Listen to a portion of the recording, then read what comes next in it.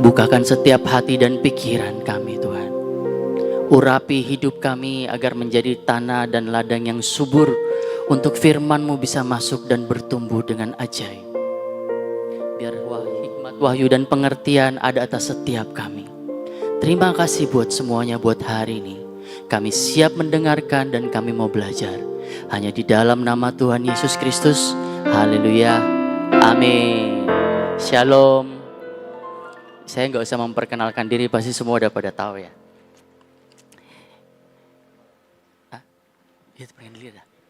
Nggak usah lah ya. Nggak usah. Ini gara-gara Ko Indra tidak kasih jadwal, akhirnya saya dapat double. Besok pagi saya di PW. Jadi judulnya nggak ada. Oh udah dikasih. Saya dapat judulnya dari Ko Indra. Jadi kalau kemarin yang nanya judul, hari dapat judulnya dari Indra. Yang kemarin sebelumnya saya di sini juga dapat judulnya dari Indra. Jadi kalau nanya saya judul itu rada-rada ribet saudara, maafkan saya. Bukan senior soalnya, nggak kayak yang lain-lain keren lah.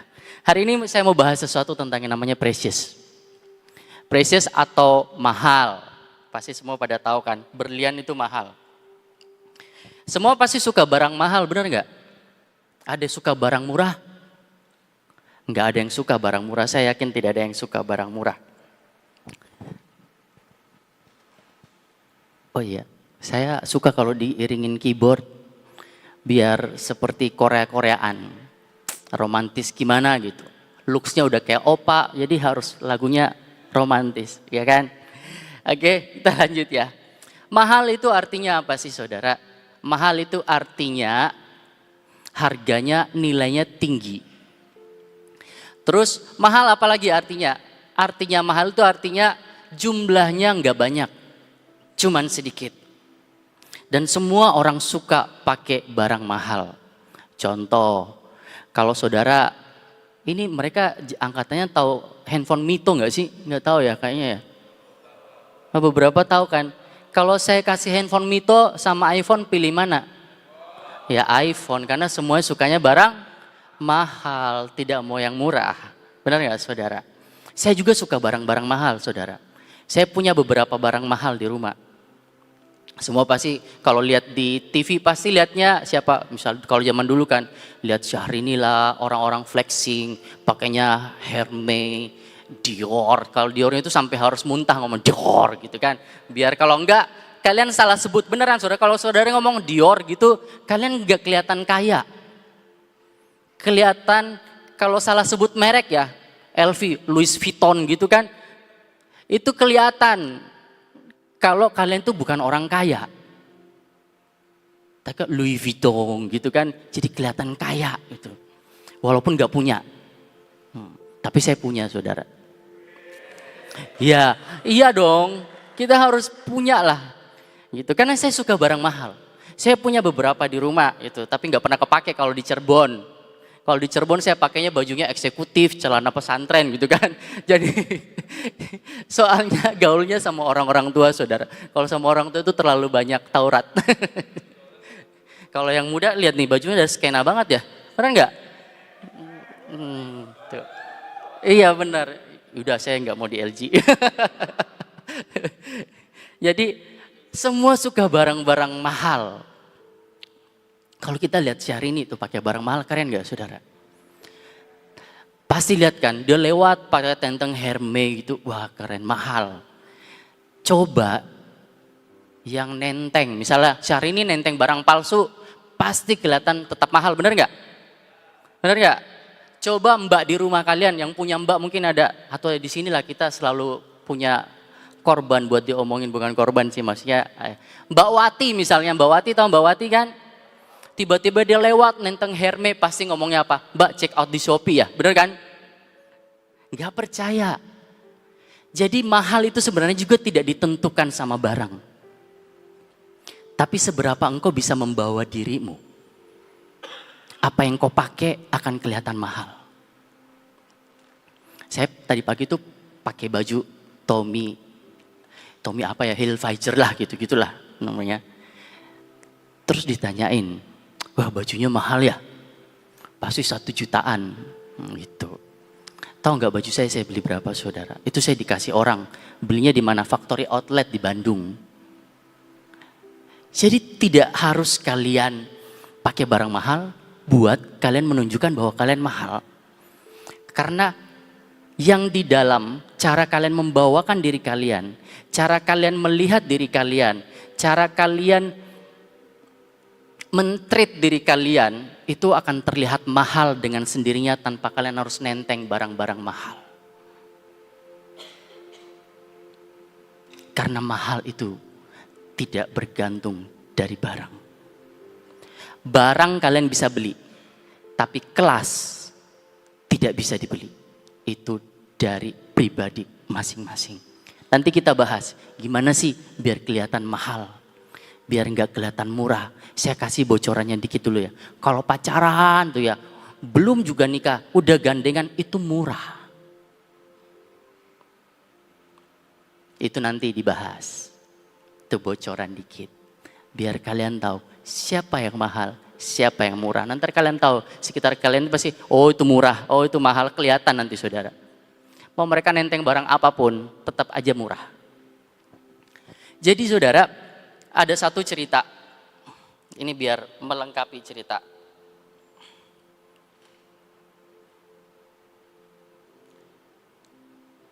Terus, ada satu cerita, jadi bapak-bapak punya anak. 2 orang tua punya anak. Yang satu, dua-duanya ini lagi lulus ujian. Udah istilahnya udah lulus sarjana. Yang satu dibawa ke restoran paling mahal. Makannya udang, lobster dan sebagainya. Mahal nggak? Mahal. Pasti pada nggak pernah makan lobster kan? Oh ya, beberapa pernah. Yang lain belum pada pernah. Iya, ya. Tapi yang satu cuman makan udang yang dibeli di pasar. Mahal mana saudara? Mahal lobster, ya kan? Tapi ceritanya belum kelar. Bapak yang satu yang udang ini, dia beli udang di pasar, terus dia masak di rumah, dan dia antarin ke anaknya dengan perjalanan 5 jam naik motor. Mahal mana saudara? Mahal udang. Biar kalian ngerti nih, perbedaan mana mahal, mana murah. Artinya enggak? Ya. Jadi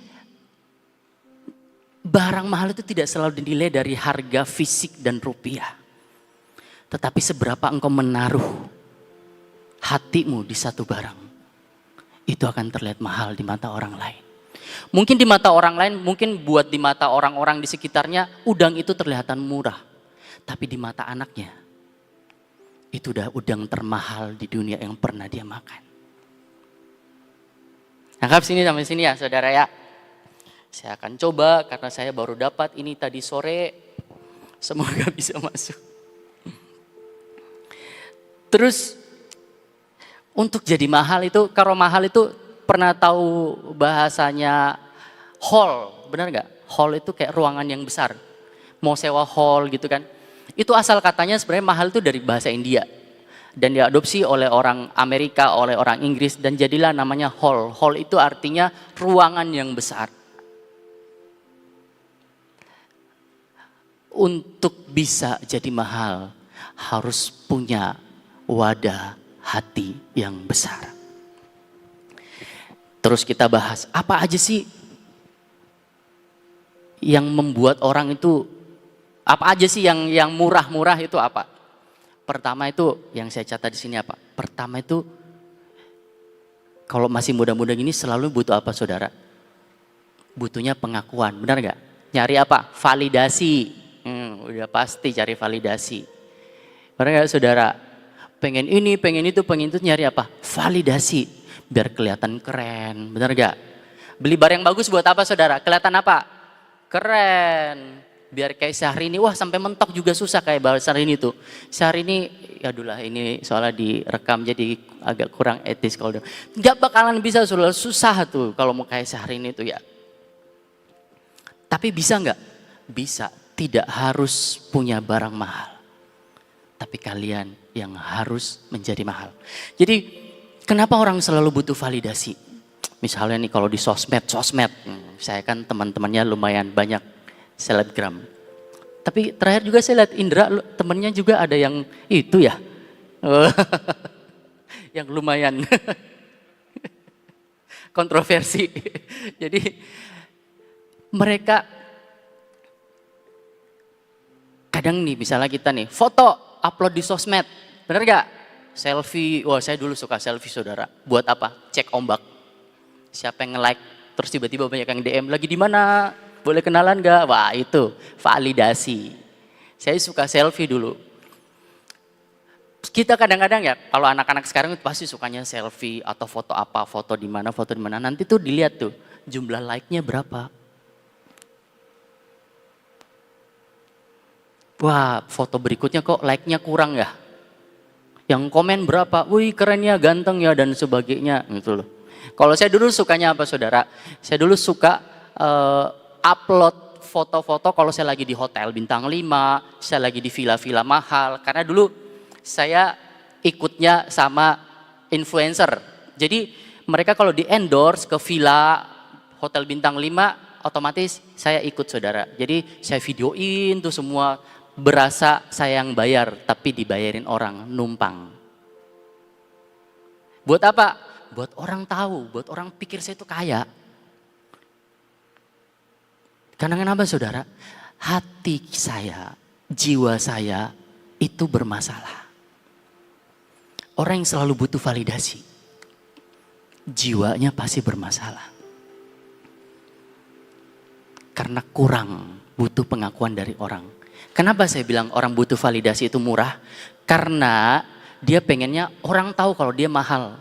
Berarti dia murah dong, bener gak? Karena pengen terlihat mahal. Berarti yang selalu cari-cari validasi itu murah. Dan kalau kita lihat nih ya, kalau kita lihat sekarang ini orang-orang, wah ini lagi foto gini-gini, aduh cari validasi murah. Tanpa kalian foto pun, kalian lewat pun, orang tahu kalau kalian tuh mahal.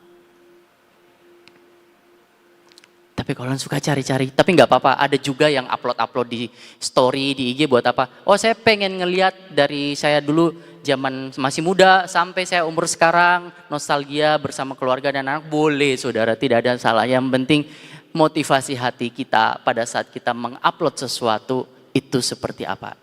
Saya punya satu teman selebgram, pengikutnya lumayan banyak. Waktu itu saya ketemu di Bali dan dia cerita gini sama saya sudah 6 bulan tidak main sosial media. Saya lagi mendetoks diri saya karena saya hampir bunuh diri gara-gara sosial media. Saya tanyain kenapa? Karena follower saya banyak. Jadi setiap saya mau upload foto ataupun video, saya itu takut. Nanti follower saya, foto saya kelihatan jelek, saya gini, saya dikomentari dan gini-gini. Jadi akhirnya dia apa? Depresi saudara. Hanya karena apa? Awalnya hanya karena apa? Haus validasi. Mau bunuh diri loh, bayangin. Kenapa? Jiwanya bermasalah. Validasi itu ada apa lagi? Kalau di validasi itu sama dengan apa sih kalau biasa cari muka tuh validasi. Jangan bilang di sekolah, di rohani juga banyak yang cari validasi saudara. Cari muka sama pemimpin ya. Banyak itu ya. Tanding-tandingan misalnya KKR tandingan. Siapa yang paling banyak nyentuh orang jatuh jeblak gitu kan kayak kepleset. Keren. Kalau hatinya benar gak apa-apa. Tapi kalau hatinya salah, itu validasi.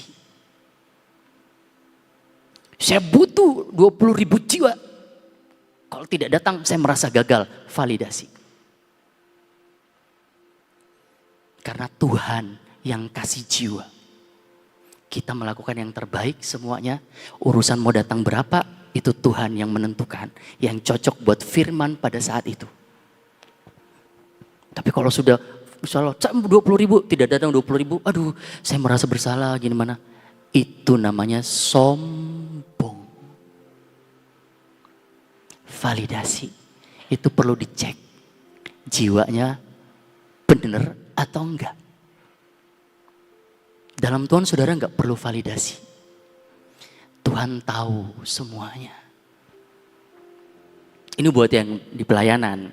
Saya juga pelayanan. Saya pernah waktu itu pelayanan ke Sulawesi Tengah.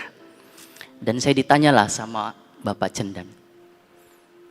Kalau yang datang sedikit kok, dengan kita keluar duit, saya keluar duit itu sekitar 70 juta loh.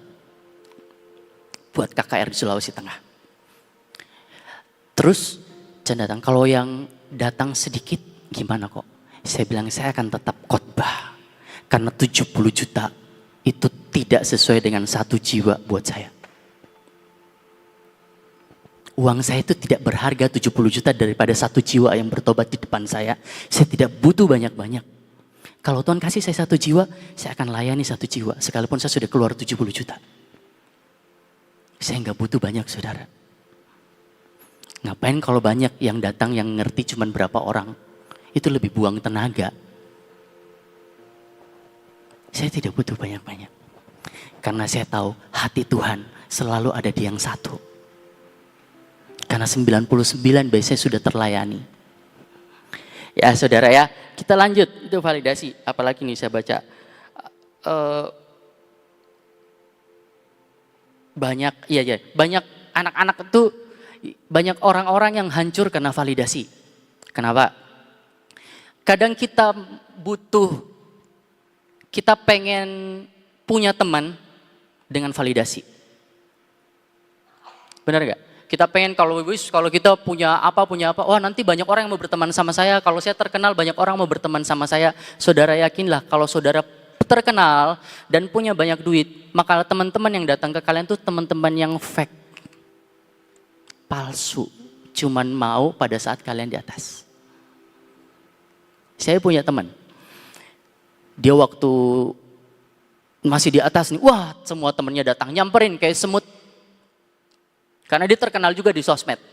Terus dia masuk penjara saudara. Karena narkoba. Nggak ada satupun yang datang nyamperin.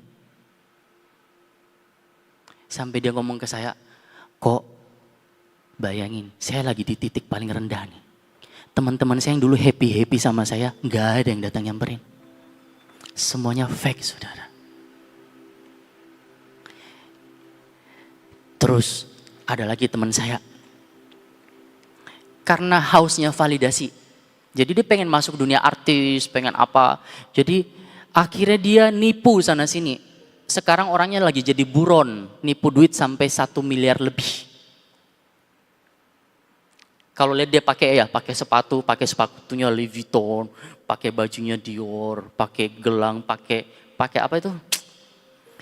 Pakai tasnya Bottega gitu-gitu. Tapi akhirnya apa? Jadi buron. Mau dimasukin penjara karena nipu.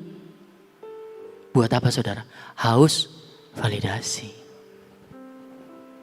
Ya, apa sampai sini ya. Hari ini kita cepat pulang. Biasa ada yang ngeluh, kok lama banget ya. Kita cepat pulang hari ini. Tenang aja, saya bentar kok. Yang kedua, perkataan. Ayatnya belum, kita baca dulu ayatnya. Di 1 Petrus 1 ayat 18 sampai 19. Wah, apa ya ini kebiasaan. 1 Petrus 1 ayat 18 sampai 19. Kenapa kita itu precious saudara? Kita baca dulu 1 Petrus 1 ayat 18. Sebab kamu tahu bahwa kamu telah ditebus dari cara hidupmu yang sia-sia, yang kamu warisi dari nenek moyangmu, itu bukan dengan barang yang fana, bukan pula dengan perak atau emas. 19, melainkan dengan darah yang mahal, yaitu darah Kristus, yang sama seperti darah anak domba yang tak bernoda dan tak bercacat. Kalau saudara sudah ketemu Yesus ya, itu hatimu itu udah full banget. Saya ini sampai sekarang tidak ada kepikiran buat kayak, aduh saya pengen punya pacar biar ada yang digandeng tangannya, pengen punya pacar biar ada teman ngobrol, pengen buat apa, pengen curhat dan sebagainya. Sampai hari ini, semenjak saya ketemu dengan Yesus dan memberi seluruh hidup saya Saya tidak pernah ada kepikiran sampai ke sana. Justru saya merasa ngerepotin. Gimana yang baru nikah? Enggak, aman. Masih baru. Gitu saudara. Karena kenapa? Ada hati yang kosong di situ. Pada saat hatimu sudah dipenuhi Kristus, Tuhan, maka engkau tidak butuh yang seperti itu. Tuhan akan ngasih. Pada saat kamu tidak, hatimu melekat ke Tuhan, Tuhan akan kasih yang the best buat kamu. Esther itu tidak cari suami loh, tapi dapat raja. Adam pernah nggak minta istri? Nggak pernah. Tidur dikasih? Dikasih. Kalau kita ngotot. Kalau di rumah saya itu kan, di rumah saya laki semua ya. Ngomongin, aduh kok handphone saya sepi banget hari ini, tidak ada yang WA, tidak ada yang ini. Wah sepi gitu kan. Karena kenapa saudara? Masih kosong. Pada saat ada Yesus, yakinlah jiwamu akan terpuaskan. Saya bisa berkata, saya saksi jiwa saya terpuaskan. Apalagi cuman kadang nih, itu sebenarnya masalah jiwa saudara. Waktu itu ya saya coba nonton film Korea. Saya waktu penerbangan ke Sulawesi, karena lama kan ke Sulawesi itu sekitar 3 jam naik pesawat. Jadi saya download Netflix, saya nonton Korea. Padahal tuh nontonnya film kungfu saudara. Tapi ada cinta-cintaannya, tiba-tiba saya pengen pacaran loh beneran. Saya bilang, wah ini saya sekarang akhirnya bertobat. Saya bilang, wah ini film-film merusak jiwa ini. Benar gak? Soalnya kadang nih cewek-cewek sekarang nih suka yang namanya romantis yang tidak mungkin terjadi di dunia nyata.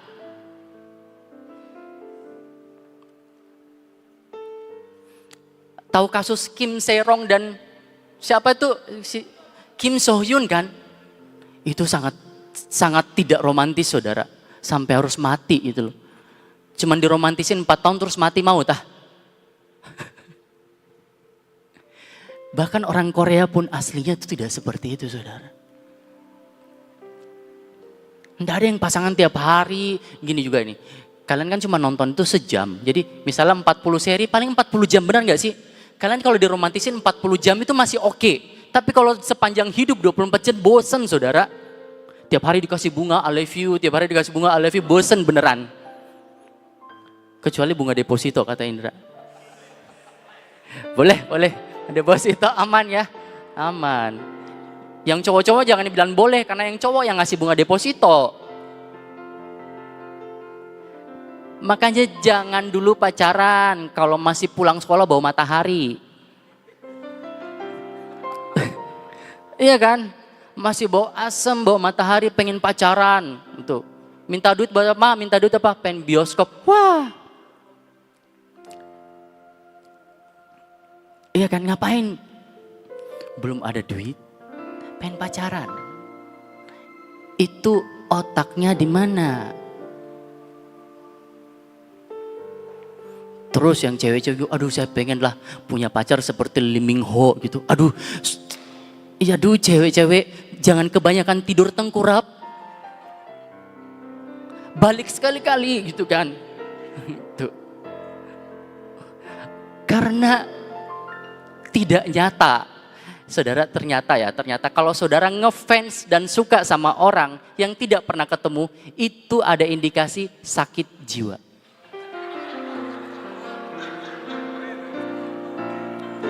Apalagi kalau dibela-belain kayak Arni tuh, ngebelain orang yang tidak pernah kalian ketemu, tidak tahu sifatnya dan sebagainya, cuma nonton di TV, itu ada indikasi sakit jiwa dan ada namanya sakit jiwa apa gitu. Ada, saudara. Sekali lagi karena apa saudara? Jiwanya tidak penuh. Makanya sakit. Bayangin ya, kita ini orang normal, orang gak sakit jiwa, tiba-tiba ada orang lihat foto Lee Min Ho. Waduh Lee Min Ho keren banget, sampai dicem. Gila gak saudara? Nah, saya tanyain. Wah beda lagi kalau itu enggak. DM. Oh ya sama juga. Gila gak saudara nge-DM orang gitu kan. I love you, saya memimpikanmu, tiap malam nggak pernah ketemu. Kebanyakan tidur tengkurap, akhirnya ngeces. Itu indikasi sakit jiwa, saudara. Saya pengen cari pacar yang mukanya kayak Lee Min Ho, siapa, Sun Joong Ki, siapalah saya nggak ngerti, Kim So Hyun gitu-gitu. Nggak nyata, saudara. Bayangin Indonesia sama Korea tuh udah jauh banget gennya. Chanwoo ya. Yang ada di Indonesia cuman siapa? Joko, Budi. Iya kan? Sisanya tuh tidak real. Bangun. Gitu loh. Kalau ada teman kalian lihat foto-foto, karena ditepuk, bangun. Jak tengkurap gitu. Mengagumi orang seperti itu. Ya, kita lanjut. Ini jam berapa sih? 19. Yang kedua, perkataan. Duduk di depan aja, duduk di depan. Di belakang gak ada kursi, jangan melantai. Depan aja. Yang kedua, apa sih yang bikin orang kelihatan murah itu? Yang pertama tadi apa? Validasi, ya kan? Jiwanya harus dibenerin, jangan sampai bermasalah. Yang kedua itu apa? Perkataan. Wah, ini paling banyak nih. Paling banyak nih kalau perkataan. Ngomong jorok. Waduh, itu. Ini ngomong jorok itu bukan cuma laki-laki loh, perempuan banyak. Perempuan banyak ngomong jorok. Kalian tahu nggak sih kalau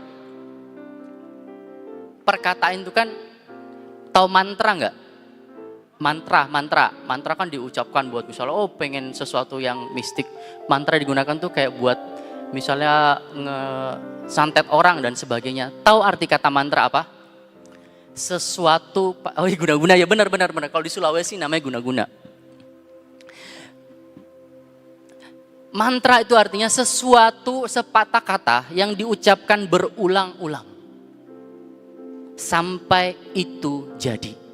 Kalau saudara suka ngomong misalnya dogi kan, nanti hidupmu kelakuannya kayak dogi. Karena kenapa?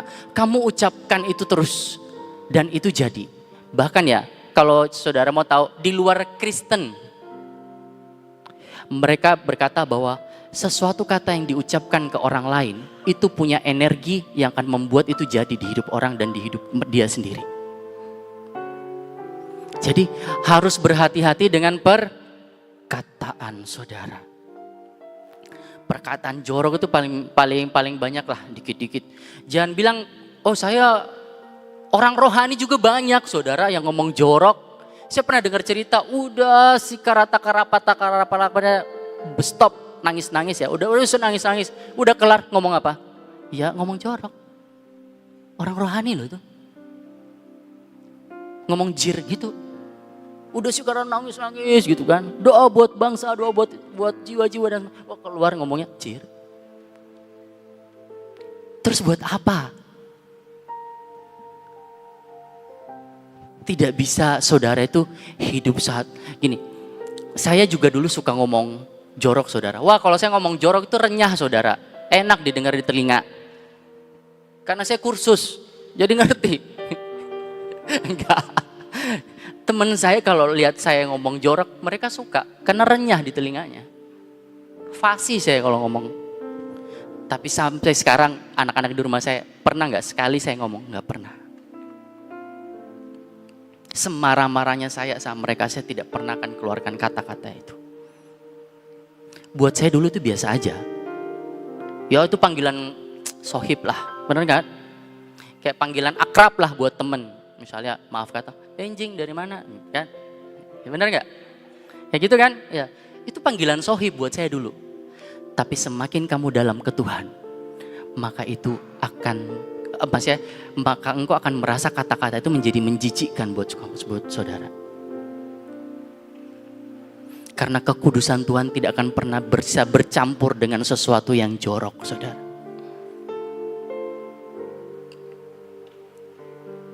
Terbiasa. Terus kedua, suka berbohong. Pasti pada suka bohong. Kemarin Tuhan itu tidak suka orang berbohong. Itu kita buka dulu ayatnya, Chen. Tentang lidah. Kita buka dulu ayatnya ya. Tentang perkataan. Di Amsal kalau nggak salah.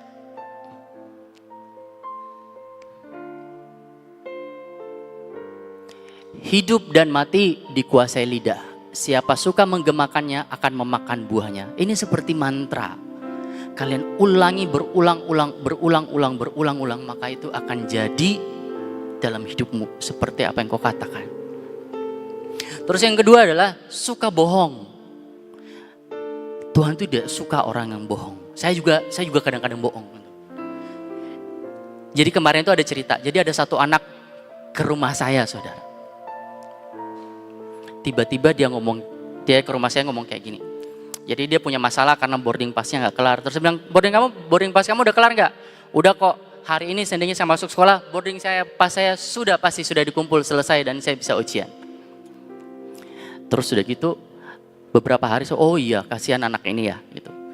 Terus beberapa hari kemudian saya lagi doa di taman. Terus Tuhan ngomong kayak gini. Anak yang kemarin tentang boarding pass itu bohong ke kamu. Terus dia ngomong kayak gini. Dia kan bilang pada saat hari itu. Kalau boarding pass, pada saat hari itu dia masuk sekolah maka boarding passnya beres kan. Iya, bohong apa? Ternyata dia mengerjakan malam itu 8 boarding pass sampai subuh untuk dikumpulkan besoknya. Jadi dia bohong ke saya kalau hari itu dia sudah selesai boarding pass. Saya pikir Tuhan ini hal yang kecil doang cuman masalah gitu. Engkau ungkit gitu loh. Karena dalam kekudusan Tuhan tidak ada satupun yang benih, yang jorok yang bisa ada di hadirat Tuhan. Saya langsung ngomong ke anaknya, saya langsung manggil. Kamu kesini, kamu bohong sama saya ya? Enggak kok, bohong apa? Saya ceritain gini, iya. Baru dia ngaku. Tuhan tidak suka. Mungkin buat saudara itu hal yang biasa. Tapi di hadirat Tuhan, di hadapan Tuhan, itu hal yang luar biasa. Nah, kami saudara sampai sini ya. Itu yang kedua di perkataan.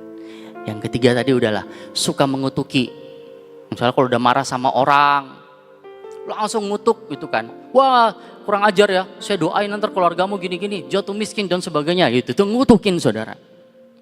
Jangan seperti landak. Ngerti gak landak? Kalau dipegang langsung keluar durinya semua. Ngomong joroknya keluar, kutuknya keluar, wes semua keluar wes. Jadi seperti domba. Seperti merpati. Yang tidak pernah punya pahit dalam hidupnya. Orang-orang seperti landak ya. Itu biasanya punya banyak kepahitan dalam hidupnya. Kenapa dikit-dikit mereka ngomong jorok. Apalagi kalau udah main Mobile Legends nih. Waduh. Haleluya. Saya soalnya juga main Mobile Legends. Sekalipun mereka tidak mau main sama saya karena saya cupu, saudara. Ya, saya kadang suka solo, saudara. Saya lebih menang solo daripada sama mereka. Berarti yang cupu siapa? Mereka.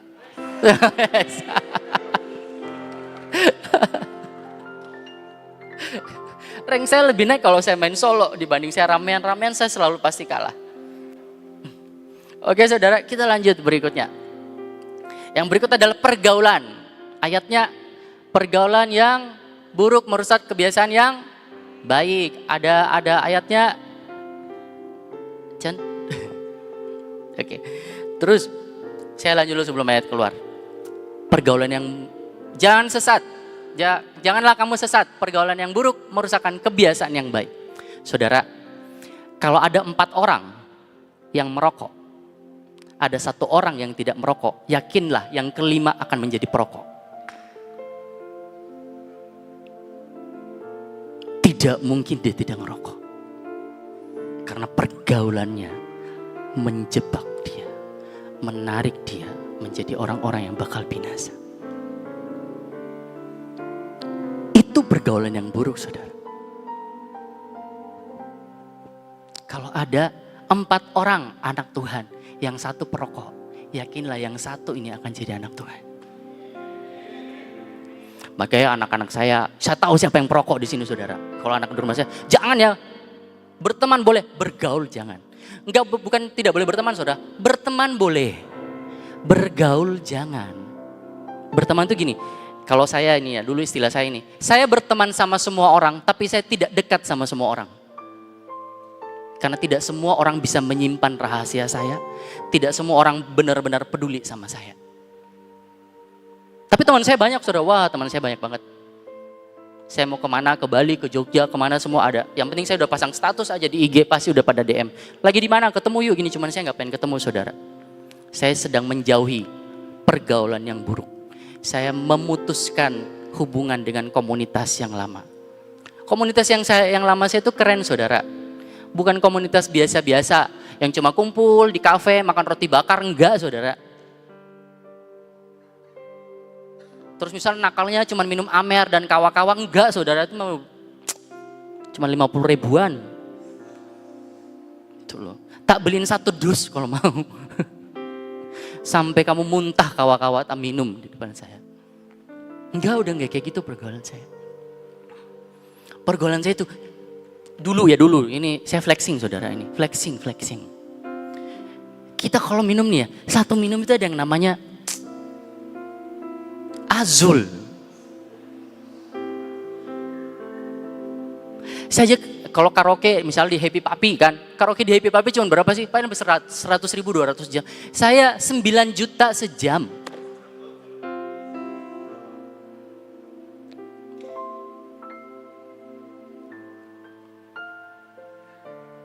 Itu belum plus makanan dan sebagainya, 9 juta sejam. Karaoke terbesar se-Asia Tenggara ada di Jakarta. Tanya teman kamu siapa namanya? Erika, tahu pasti. Namanya Raya. Kita 9 juta sejam, 1 sesi. Sejam atau 2 jam, tapi 9 juta. Jadi kalau saya mau gabung sama mereka gini, sekarang nih kalau saya mau gabung sama mereka, bisa saudara. Tapi saya memutuskan untuk tidak bergaul, tapi saya tetap berteman sampai sekarang. Karena kenapa? Saya tidak mau merusak diri saya. Saya tahu arti kekekalan. Saya bisa hidup dengan mereka senang-senang di dunia, tapi saya tidak mau pada saat setelah dipanggil pulang, saya tidak senang-senang saudara.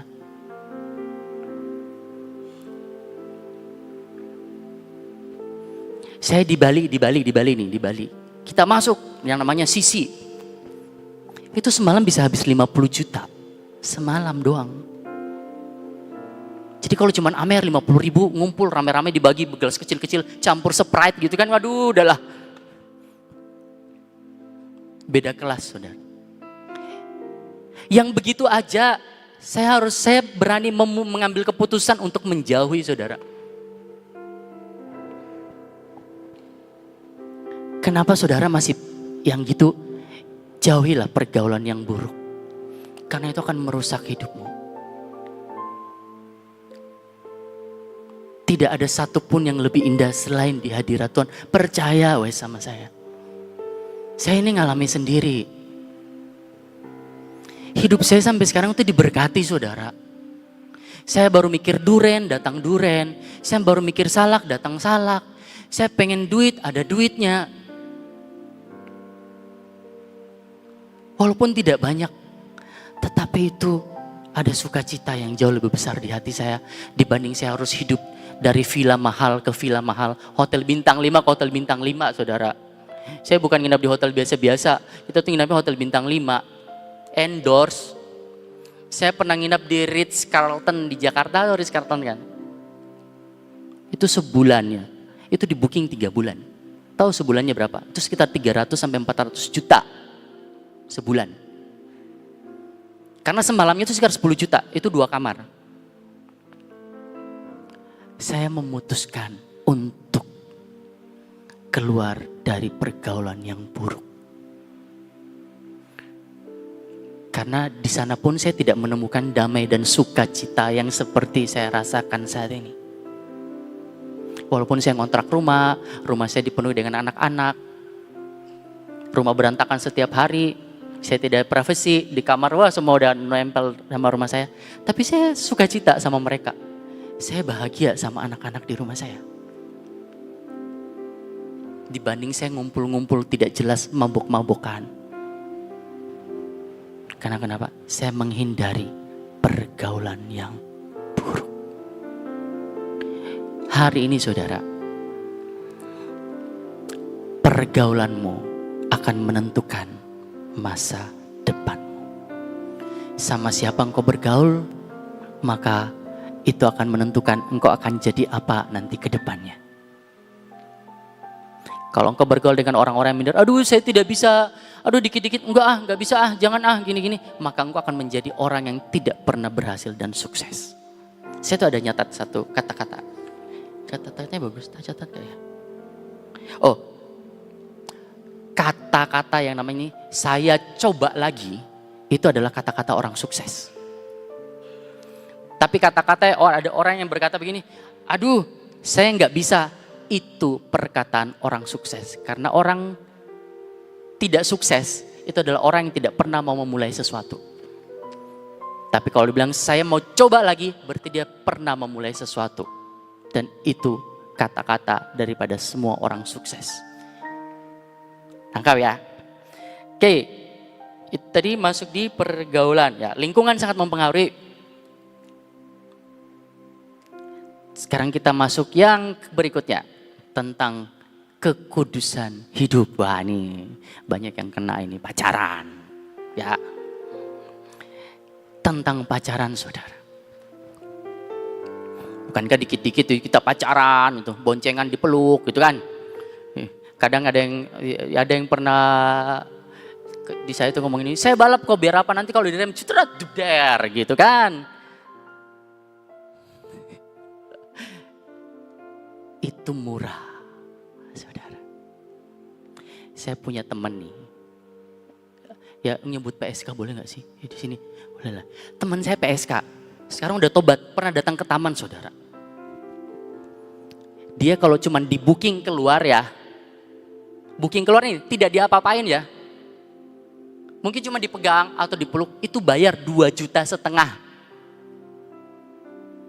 Terus saudara dipegang tangannya dengan cuma kata-kata I love you, murah mana? Hayo perempuan-perempuan. Tanganmu dipegang, kamu dipeluk, cuma dengan kata apa? Saya sayang kamu, murah. Mending teman saya yang PSK, dibayar 2,5 juta. Itu cuma beberapa jam loh. Kalau mau tambah yang lagi, harus nambah lagi. Minimal dia paling murah, itu 5 juta. Kalau dia nggak suka bisa sampai 15 juta sekali pakai. Orangnya pernah ke taman. Namanya diganti. Jadi nama Alkitab. Kalau yang PSK aja udah bisa bertobat jadi mahal. Kenapa kalian perempuan-perempuan, anak-anak nih SMP, SMA masih mau bermurah-murah ria di hadapan orang? Hargai hidupmu. Karena saudara itu mahal.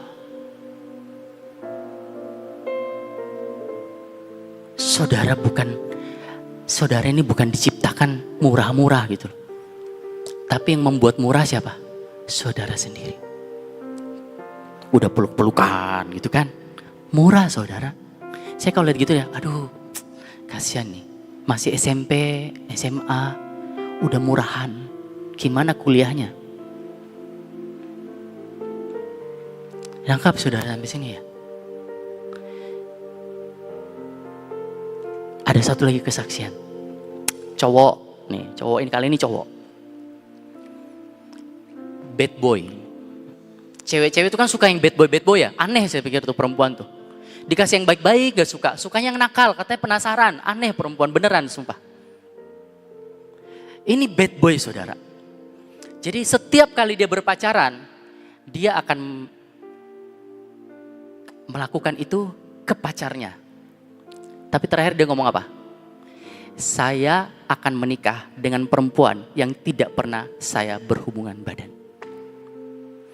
Karena kenapa? Pada saat perempuan itu mau berhubungan badan sama dia, dia langsung mencap perempuan itu murah.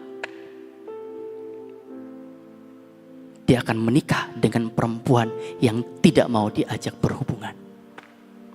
Bad boy saudara, ganteng. Jadi semua yang pernah sama dia, pacar-pacarnya cuma jadi bahan icip-icip saja. Dan itu murah. Saudara mau jadi bahan icip-icip tapi tidak diseriusin, ya murah. Tahu ya? Jadi perempuan jangan murah. Lebih parah lagi kalau murah. Karena kalian itu mahal. Produk mahal. Tidak murah. Percayalah saudara, kalau saudara menjaga hidupmu sebelum kalian menikah, maka di pernikahanmu itu akan diberkati, yakin saya. Orang yang melakukan itu sebelum menikah akan membayar harganya pada saat mereka menikah. Bisa ditanyalah, beberapa di sini pasti punya keluar orang tua yang mungkin melakukan hal itu. Seperti apa kehidupan kalian sekarang karena kesalahan orang tuamu? Dan maukah saudara membuat menderita anak-anakmu padahal kamu pada saat kamu sudah menikah nanti? Keputusan ada di tangan saudara. Mau jadi murah atau mau jadi precious.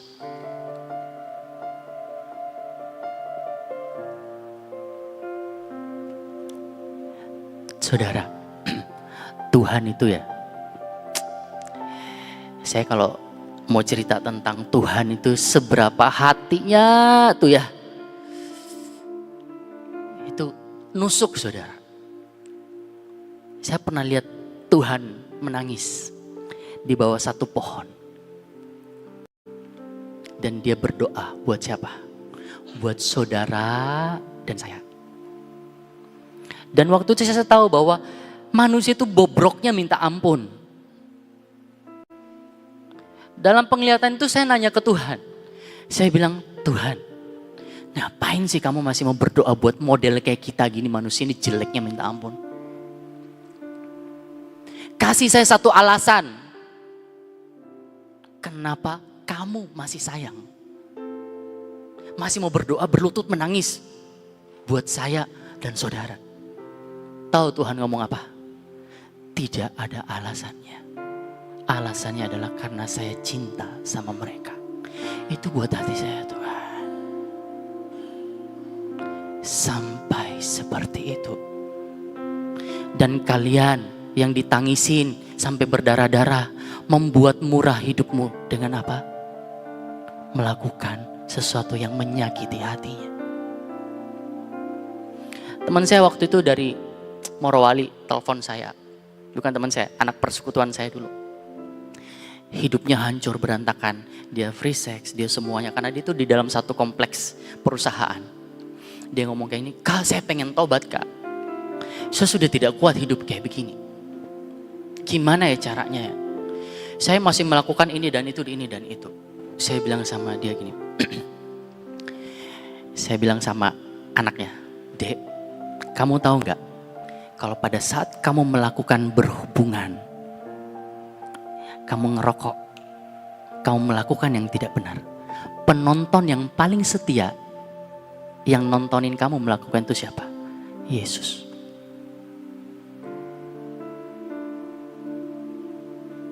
Dengan air mata yang banjir saudara, nontonin kalian lagi berzina. Itu rasanya gimana? Jelasin ke saya, kasih tahu ke saya. Rasanya kayak apa? Engkau melihat orang yang kamu cintai berzina di hadapanmu. Kasih tahu ke saya rasanya kayak apa? Hati Tuhan kayak gitu.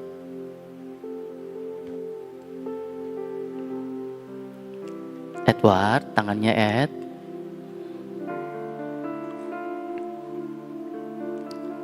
Kasih tahu ke saya rasanya seperti apa. Kalau engkau bisa tahu rasanya, engkau akan mengerti apa arti mahal yang sesungguhnya. Terakhir, kesaksian dari teman saya. Dia waktu itu teman saya senang-senang saudara. Teman saya yang villa mahal, semua 80 juta. Cuman saya masih lebih unggul saudara, karena saya naik private jet, dia nggak pernah. Flexing, keren ya. Jadi tiba-tiba dia telepon saya, kok saya boleh telepon? Nggak boleh. Dia bilang, kok saya akhirnya ketemu Tuhan di Manila, di Filipina. Waktu itu dia punya masalah. Dia terikat, terlilit utang, dan dia harus ke Filipina untuk bekerja dan melunasi utang-utangnya. Satu waktu di Filipina, dia ketemu Tuhan secara pribadi. Di situ dia nangis. Dan pulang ke Indonesia, dia lepaskan semua pergaulannya.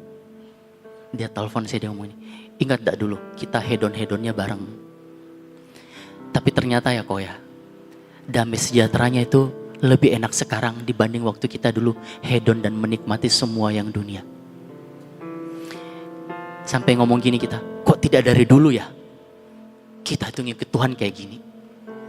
Kok baru sekarang ya? Tahu saudara, yang saya tahu pada saat dia ketemu Tuhan di Filipina, Tuhan itu duduk di sampingnya dan berkata apa? Nak, maukah kau memberikan hidupmu buat saya?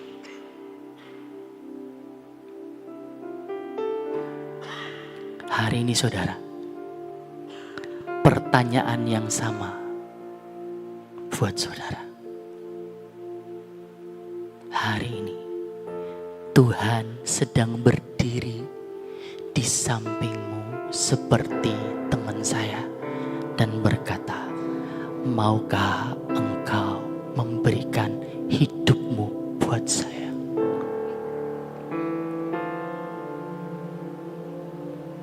Hari ini Tuhan yang sama yang menjumpai dia sedang bertanya ke kalian, maukah engkau memberikan hidupmu ke saya? Tutup mata saudara. Kita nyanyi satu lagu. Saya mau semua tutup mata dan renungkan pertanyaan yang tadi.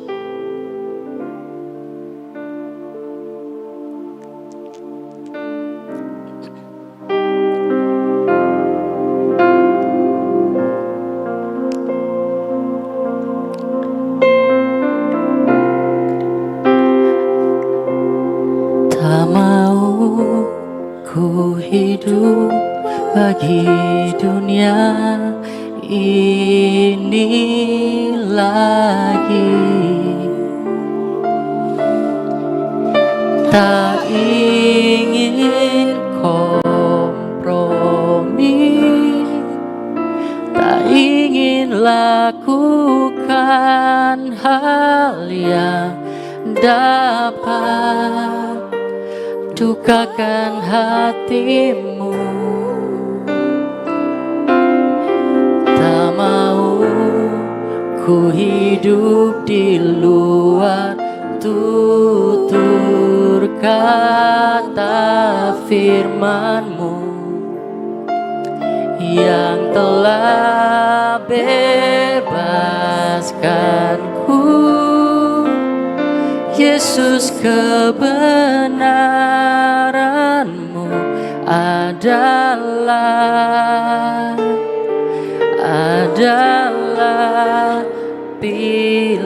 pilihanku. Saudara, tutup matanya. Jangan lihat saya saudara. Saya tahu saya ganteng saudara. Gak usah dilihatin.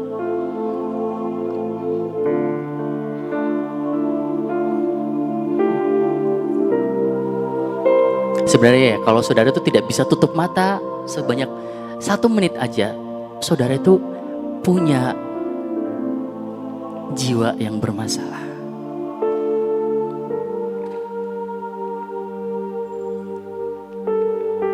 Hari ini saudara, tentukan siapa yang kau pilih dalam hidup.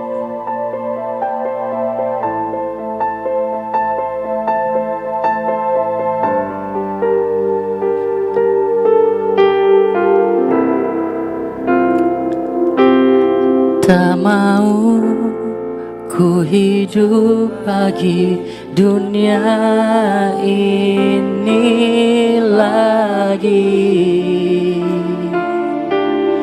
Tak ingin kompromi, tak ingin lakukan hal yang dapat dukakan hatimu. Tak mau ku hidup di luar tutur kata firman-Mu yang telah bebaskanku. Yesus, kebenaranku adalah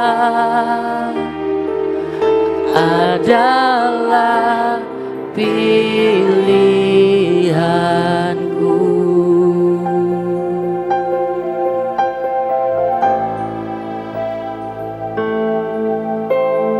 Terima kasih buat hari sujud di altarnya. Ku bawa hidupku,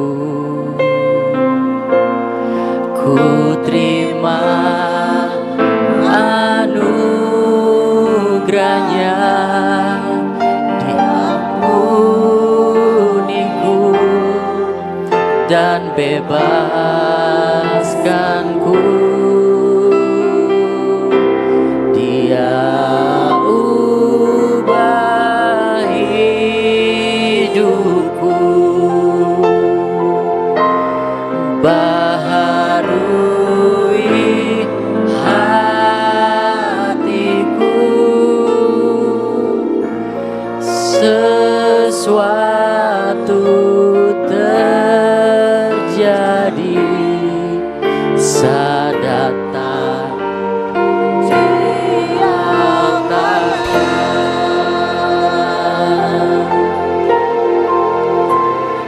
Sujud di altarnya. Ku bawa hidupku. Ini hidup setiap kami, Tuhan. Kami tahu tidak ada yang baik dalam hidup kami, Tuhan.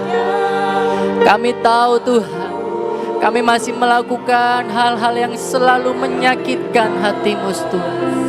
Dengan perzinahan kami, dengan kebohongan kami, dengan bibir mulut kami melakukan banyak hal dalam hidup kami, Tuhan. Tapi hari ini, Tuhan, kami mau datang di altar-Mu.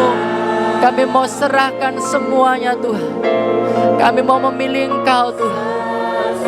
Biar Kau pulihkan setiap kami, Tuhan. Saat datang di altarnya.